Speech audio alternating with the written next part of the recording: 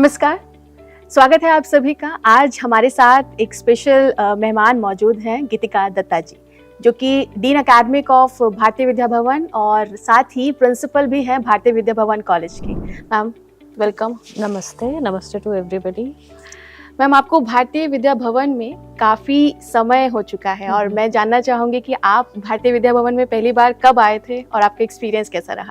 Okay, मुझे भारतीय विद्या भवन में आज 7+ years हो चुके हैं. So I came here in the year 2016. I joined as the founding principal of Bhavan's Leelavati Munshi College of Education, and since then I have been working for the college. And आज की date में this college is being seen as one of the leading institutions in the field of teacher education in the NCR region. In 2018, Bharatiya Vidya Bhavan Delhi Kendra decided that we need to expand in the field of higher education, and for this purpose, we started with another college, Bharatiya Vidya Bhavan College, with 4 undergraduate programs, which are BBA, BCom Honors, BA English Honors, and BA Economics Honors. So, keeping in mind the recommendations of National Education Policy 2020, which basically strive to have higher education institutions multidisciplinary in approach and in nature. So, Bharatiya Vidya Bhavan Delhi Kendra also aspires to be a good institution of multidisciplinary nature with with lots of disciplines, and we are in the expansion mode. We are not just content with only these four courses. We will be adding more courses very soon. So let us see what future has in demand for us. So भारतीय विद्या भवन जैसे जिसको कहते हैं Sanskrit and संस्कृति जो हमारा मोटो है, तो this is what we are trying to do in this field of higher education. जब भी कोई स्टूडेंट हमेशा चाहता है कि वो कोई कोर्स करे तो उसके सामने बहुत तरीके के ऑप्शंस होते हैं। ऐसे में काफ़ी इंस्टीट्यूट्स हैं जिनको वो देखते हैं और कंसीडर करते हैं। भारतीय विद्या भवन संस्कृत और संस्कृति आप भी कह रहे हैं कि उसको बनाए रखते हैं। कोर्सेज और सिलेबस में किस तरह से अलग पर्सपेक्टिव दे रहा है बच्चों को? ओके, भारतीय विद्या भवन जो है उसका basic objective is to promote Sanskrit and संस्कृति, एंड ये जो है it's an 85-year-old institution, and it is not just only in Delhi. We have a pan-India presence, not just pan-India, we have 7 centers abroad also. So, and the basic purpose is that we should be promoting Indian culture, heritage, traditions, and ideology, and through educational institutions are one of the most important medium of preserving as well as promoting Indian culture and heritage and passing it on to the younger generation. So if you look into Delhi Kendra, we have a senior secondary school here, we have this higher education institution. So जैसे कि आपने पूछा कि ये कैसे different है, different इस तरह से है कि हमारी एक अपनी आइडियोलॉजी है जो हमारे जो फाउंडर हैं डॉक्टर कुलपति के.एम. मुंशी जी, जो उनकी आइडियोलॉजी के ऊपर बेस्ड है, और हमारे जो टीचिंग प्रैक्टिसेस हैं या हमारे जो इंस्टीट्यूशनल प्रैक्टिसेस हैं, they are very heavily influenced by this particular ideology which predominantly is Indian ideology, और जिसको हम आज की डेट में इंडियन नॉलेज सिस्टम्स भी बोलते हैं. सो वी ट्राई टू हमारा जो ओपनिंग होता है सेशन, इट्स बेसिकली कि we would want our students to know about the latest things happening in the field of technology, happening in the field of education, in the field of different knowledge spheres, but at the same time being firmly rooted to Indian traditions and heritage. कि इसमें जैसे होता है जितनी आपकी गहरी आपकी जड़ें होंगी, वो पेड़ उतना ही ऊपर जाएगा, उतना ही फलेगा फूलेगा. So that is what we envisage for our students also, कि आप अपनी रूट्स को सॉलिड कीजिए and give wings to all the students that come over here. That is our ideology. That's very nice. I want to know one more thing कि हर courses का क्या duration है और कौन स्टूडेंट्स हैं जो इसके लिए अप्लाई कर सकते हैं? ओके, सो पहले मैं Bhavans Lilavati Munshi college of education के बारे में बात करूंगी. ये कॉलेज जो है 2016 में स्टार्ट हुआ, and in this college at present we have 2 courses. One is the bachelors in education which is a 2-year program affiliated to GGS IP University. So basic requirement for admission into B.Ed is you can say graduation in any subject with minimum of 50% marks, and then the students have to sit for an entrance examination conducted by GGS IP University. So this is about B.Ed, and we have another program which is Diploma in Elementary Education, DELED भी बोलते हैं, and this course is affiliated to SCERT New Delhi. So this is also a 2-year diploma program in teacher education, and the basic requirement for this particular course is +2. Students who have completed their senior secondary education can take admission in this course, but again this also they have to sit for an examination on, I mean depending upon the conditions of SCERT के through जो है वो college में admission ले सकते हैं, and both of these courses are recognised by national council of teacher education NCTE. And another very important aspect of are both the colleges is कि we do not take management quota seats. Management quota seats are surrendered to the respective affiliating bodies. The basic ideology is we do not want to have any kind of malpractices with respect to admissions, as is the case with majority of the other institutions which are working in the field of higher education. Now coming to the other college, that is Bharatiya Vidya Bhavan College, which started in the year 2018. So we have at present 4 courses, as I've already mentioned, and all of these 4 courses are affiliated to GGS IP University, and the admission pattern or admission criteria is again students who have completed their +2, that is senior secondary examination. They can sit for an entrance examination conducted by GGS IPU, and from that IP University allocates colleges to different students, to all the students, and students who will prefer or who will opt for this college can come and take admission over here. Yes. Courses को शुरू करने के लिए या उसमें pursue करने के लिए लैंग्वेज बहुत मैटर करती है। बिल्कुल। और हमारे इन कॉलेज और कोर्सेज में लैंग्वेज का क्या? लैंग्वेज देखिए, if you look into the requirements of our affiliating bodies जो कि SCERT है एंड IP यूनिवर्सिटी है। IP यूनिवर्सिटी जो है प्रिडोमिनेंटली अपने कोर्सेज जो है वो इंग्लिश मीडियम में ऑफर करते हैं, तो college is also predominantly an English medium institution, but yes Hindi is also given as a second option to the students. Students who want to write their exams in Hindi are also allowed to do that. So, and the most of the classes generally we try to follow, जैसे कि हम इस interview में कर रहे हैं, we try to follow a bilingual approach. So things are generally in English, but yes, Hindi also is done. सो हम ये कहते हैं, जैसे आप बहुत सारे कॉलेजेस में स्टूडेंट्स की ये साइकी रहती है which is very disturbing. I personally find it very disturbing. Students take utmost pride in not knowing their mother language और मदर टंग. तो वो बड़े शान से बोलते हैं मुझे हिंदी नहीं आती, मुझे कोई अपनी जो भी मातृभाषा है वो नहीं आती है. There is no honour in saying that. This is what we actually believe कि आपको मतलब लाइक आप इतने शान से ऐसे कैसे मुझे हिंदी में गिनती नहीं आती है, मुझे हिंदी की वर्णमाला नहीं आती है. जो हमारी भाषा है, जो हमारी मदर टंग है, we have to be proud of that. I am not saying English is not, English is very important, but that does not mean that we should not be conversant with our own mother tongue और some other language. And अब तो researchers ने भी prove किया है कि being multilingual is very good for your cognitive abilities. So जो brain का डेवलपमेंट होता है, if a person brain development happens much better if a person is multilingual as compared to a person who speaks just one language. So हम अपने campus में कम से कम 2 भाषाओं को बहुत अच्छे से प्रमोट करते हैं.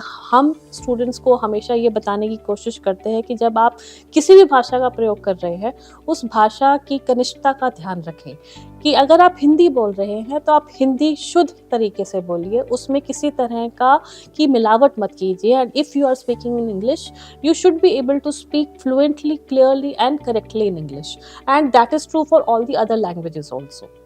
ये तो आपने मतलब बहुत ही गहन एक चिंतन हमारे दर्शकों के साथ भी शेयर किया है कि आपको जिस चीज़ का नॉलेज है फिर पूरा नॉलेज होना ज़रूरी है. और जब तक आप एक नॉलेज पूरी तरीके से नहीं ले लेते हैं तब तक आप दूसरे नॉलेज को शायद ऑप्ट करने के लिए कहीं ना कहीं आपको डिफिकल्टीज आएगी. अपना ज्ञान होना भी जरूरी है और दूसरी चीज का भी ज्ञान होना बहुत जरूरी है. अपनी भाषा का ज्ञान होना बहुत जरूरी है. और दूसरी जो एक इंग्लिश जो आज की डेट में एक दुनिया की भाषा मानी जाती है, इंग्लिश का ज्ञान होना भी बहुत जरूरी है. एंड इंडिया को आज की डेट में एक इमर्जिंग सुपर पावर देखा जा रहा है और इसमें इंग्लिश का बहुत बड़ा महत्व है. तो हमें उसको नकारना भी नहीं चाहिए। हमें बेसिकली एक जो कह सकते हैं एक स्टेबल अप्रोच लेके चलना है कि हमें अपनी भाषा, अपने जो संस्कृति है उसके ऊपर गर्व होना बहुत ज़रूरी है, but at the same time we have to be with the times also. So we और हम वो तभी कर सकते हैं अभी जब हमें इंग्लिश का भी अच्छे से ज्ञान हो। और सबसे एक और ज़रूरी बात ये भी है मैम कि कोर्सेज में जब भी किसी को एनरोल करवाना है तो एंट्री लेवल पे क्या है, एंट्रेंस एग्ज़ाम है या मेरिट बेस्ड है? एंट्रेंस एग्जाम है। हम लोग जो हैं, जो भी हमारे एफिलिएटेड कोर्सेज है उसमें एंट्रेंस एग्जाम होता है, एंड जो एडमिशन प्रोसेस है वो पूरा का पूरा एफिलिएटिंग बॉडीज़ जो है वो संभालती हैं, वही कंट्रोल करती हैं। And in our case, SCRT and IP University, they have their own admission procedures, which constitutes basically the entrance level examination. तो उसी के थ्रू स्टूडेंट्स का एडमिशन हो पाता है। स्टूडेंट्स जब भी किसी कोर्स में खुद को एनरोल करवाते हैं, उनका सपना यही होता है कि वो उसी में एक करियर अपना परस्यू करे। तो ऐसे में प्लेसमेंट का क्या स्टाइल है, कितने लोगों को कहाँ प्लेसमेंट मिल सकता है? जी, as long as the new college is concerned, which is the Bharatiya Vidya Bhavan College, तो अभी since the college started in 2022, so हमारा जो first batch है वो अभी second year में आ पाया, लेकिन हमने अभी से तैयारी शुरू कर दिया। We have a very, you can say, active placement cell, and we are gearing our students to towards the requirements of the corporate world plus the world of work. So we have a very active placement जिसमें अलग अलग लोगों को बुलाया जाता है। People from diverse fields are coming and they are orienting, motivating the students to excel in their respective fields, and they are also orienting the students as to what kind of skills and competencies and attitudes are required by people or by the corporate world these days. As far as Bhavan's Lilavati Munshi College is concerned, placement cell has been there since its inception, and our students are very readily placed in different schools, and not just schools, also other institutions which are working in the field of education. These days we talk a lot about e-learning platforms, so our students are not just working as teachers, educators, but also as instructional designers, planners, etc. And the placement cell is very much in place. But yes, many students choose to go in for higher education after doing their B.Ed. So yes, many of the students are pursuing other degrees, postgraduate degrees and doctorates also. आपने e learning की बात की। E learning के साथ साथ हम देख रहे हैं कि टेक्नोलॉजी जो है वो धीरे धीरे प्रोग्रेस कर रही है, और अब हम लोगों के सामने आर्टिफिशियल इंटेलिजेंस का एक बहुत अच्छा एग्जाम्पल है। टेक्नोलॉजी धीरे धीरे नहीं, बहुत तेजी से प्रोग्रेस कर रही है। जी, तो भारतीय विद्या भवन जहाँ एक तरफ ये कहता है कि संस्कृत और संस्कृति से जुड़ा रहना है, ऐसे में टेक्नोलॉजी के साथ अपने स्टूडेंट्स को किस तरीके से जोड़ता है? Exactly, that is what I said कि जो हैं जड़ें मजबूत होना ज़रूरी है। तो हमारी संस्कृत और संस्कृति और हमारी जो ट्रेडिशंस हैं वो हमारी जड़ें हैं, लेकिन जो we are trying our level best to acquaint our students with whatever latest is happening in the field of you can say education and all the different diverse fields. जैसे आपने AI की बात की, so AI को हम किस तरह से intelligently use कर सकते हैं अपने educational processes में, तो उसमें हमारे जो teachers हैं, each and every teacher is making use of IT, artificial intelligence in deliverance of their instructional responsibilities, and also students are also they are being you can say oriented. I have myself conducted classes and asked the students कि किसका account नहीं है, जाइए और आज ही अपना account खोलिए, things like that. So each and every student is acquainted with some of the prominent AI platforms, and they are making use of the AI platforms in their, you can say, various academic pursuits. Yes. भवन की आपने इतनी सारी चीज़ें बताई और जो कि बहुत ही अलग बनाती हैं खुद को, भवन को अलग तरीके से।